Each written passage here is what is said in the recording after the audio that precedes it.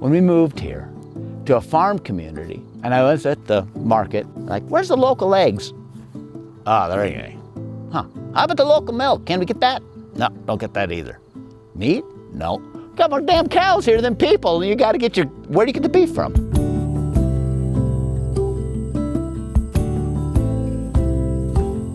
I don't have an official title. My name is Stephen R. Doyle. I'm a retired U.S. Coast Guard and bought this farm and moved the whole family here in 2007.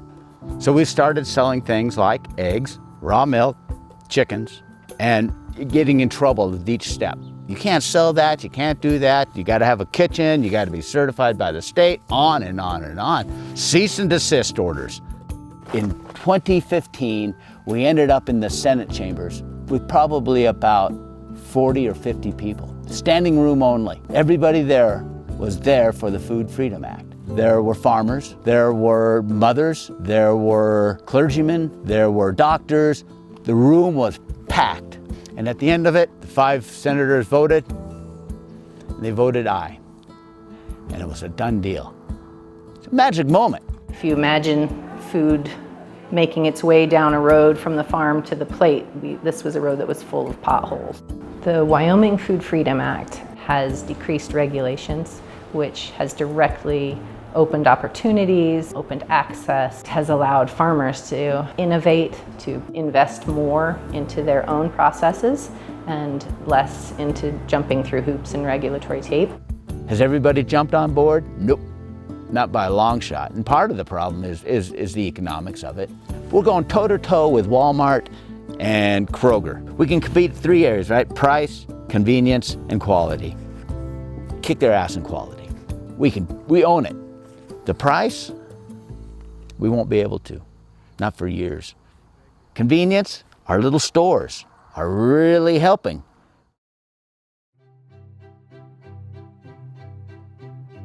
My name is Alma Law. I've lived in Riverton for 14 years or so. I'm now the president of the board, Fremont Local Foods, and we run the Fremont Local Market here on Main Street in Riverton. One of the values of this market is we're here from 10 a.m. to 6 p.m. Tuesday through Saturday, 10 to 2 on Sunday. And so if your problem with the farmer's market was, I don't know where I am on Wednesdays, and anytime I have a moment, it's not a habit, so I don't even think about it. Now it can just be on your way home any day of the week.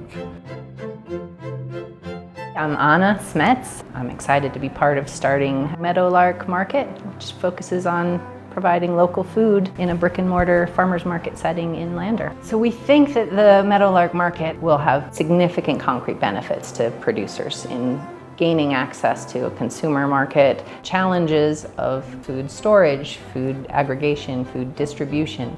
We hope that we're making it much more efficient for farmers to get their product from the farm into the hands of the consumer in those ways. The stores provide a service to the farmers for them to leverage their time much better. Drop off chicken, some beef, and then go back to the farm and work. We also have just opened access by being open 5 or 6 days a week. One of my favorite things about the market is seeing them flex their spending and their habits around it. Before I went to Smith's, I wanted to see if you had milk. And we have milk and they're good with that. We have eggs, they're good with that. But some people are really basing their diet around what they can find here. I can come here to Lander or to Riverton and buy everything I need for the week. The Meadowlark and the Fremont Local Market probably has increased our sales here and our revenue 25%. My name is Morgan Doyle. I'm the owner of Red Roof Meat Company. So our beef are raised on pasture. They're born and raised here on the farm. They never leave. We do rotational grazing, so every day during the growing season, they're moved to fresh pasture.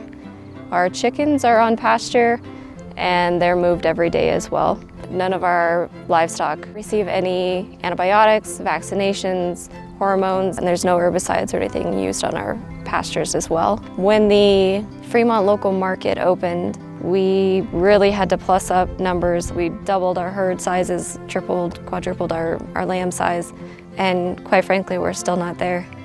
We're sold out of beef and we're pretty much sold out of lamb. The rest of the chicken for the year is pretty much entirely spoken for. Every producer that's been involved in the market has increased sales. I'm Jan Francisco, and my husband and I, Ben, we run Country Meadows Dairy here in Lander, Wyoming. Well, we had the one cow and we loved it, so we bred her and got a second cow. Then Meadowlark was like selling so much that we were like, well, we'd be stupid not to buy another cow. And so now we have 3 and we're making 15 half gallons a day. It's increased our sales 4-fold.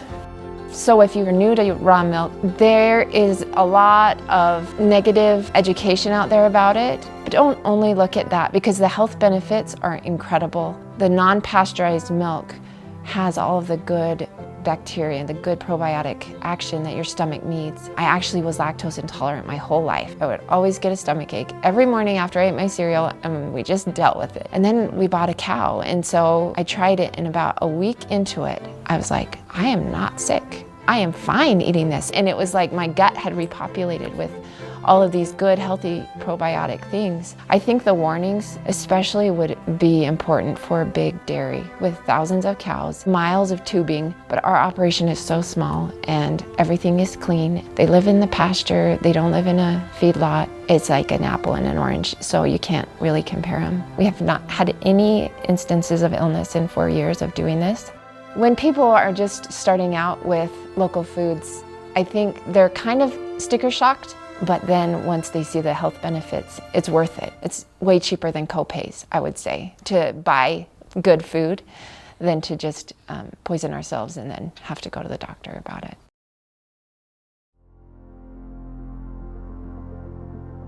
The benefits of local food that we see are environmental, health, nutrition, boosting of the local economy. The money that's spent here stays here generally. The best thing you can do for your health, for the economy, for the environment is to shake your farmer's hand. Pay your farmer or pay your doctor. This is a regenerative farm. And that regenerative, to most people, think soil. And soil is a good start. I mean, soil is the start. But I got a daughter who stayed here to work on the farm. How often is that happening? How do you get all this wrapped up? You're going to talk about health, you're going to talk about community, you're going to talk about economics, you want to talk about all these different things. It's all tied up, it's all connected. The people that I've met engaged in the local food movement are the kind of people I want to hang around with. They're interesting, they're optimistic, hugely optimistic.